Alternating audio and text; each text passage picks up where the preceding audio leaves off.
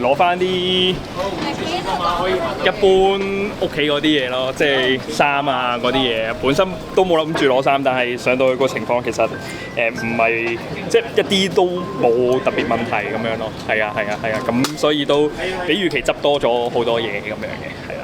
有冇話有啲嘢唔見咗咁啊？唔講啦嗰啲，我諗大家都知咩事㗎啦，即係唔好再講啦。我諗屋企人安全或者平安已經夠啦，係啊，就係咁樣啦，係啦，唔該晒各位。所以係有啲嘢係有失竊或者發現唔見。我哋唔講啦，係啊，費事啦，唔好再講啦。我諗屋企人安全對我嚟講係最緊要咯，係啊，即係睇翻屋企都冇事，咁都已經係安樂㗎啦，係啊。咁屋企人好無，佢會唔會覺得唔夠時間執嘢走啊？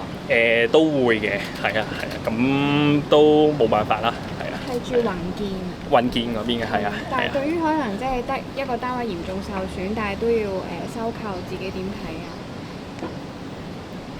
我諗無奈咯，係啊，即係呢一個屋企係特登搬翻嚟嘅，因為有小朋友先搬翻嚟。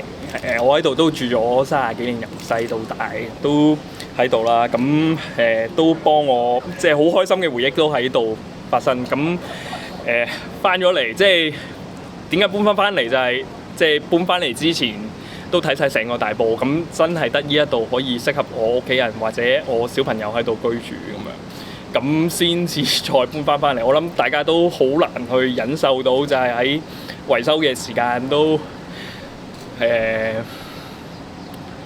即係大家情況都喺裏面都應該屋企封晒窗，跟住冇陽光咁樣，成屋咁樣坐喺度，我都忍咗1年啦，諗住大家都差唔多埋尾，點知係即係遇到啲意外咁樣。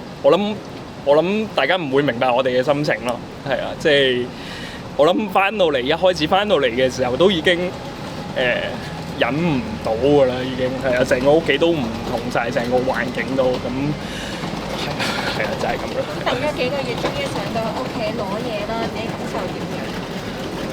我諗係唔捨得咯，係啊，唔捨得咯，係啊。住咗幾耐？冇1年嘅，新屋冇1年，係啊，舊嗰邊都30幾年，由出世住到依家嘅。即係嗰個係爸爸媽媽喺。係啦。但係佢哋個單位而家仲。我哋禮拜1會再翻去咯，係啊，陪屋企人再翻去咁。係啊。佢係邊運？運勝啦，佢係啊。咁點樣稱呼？點稱呼啊？我姓袁嘅，係啊。唔該晒，袁上面土字，下邊做個口。翻嚟幾歲？我30零啦，係啊。即係喺橫幅。係啊，唔該晒。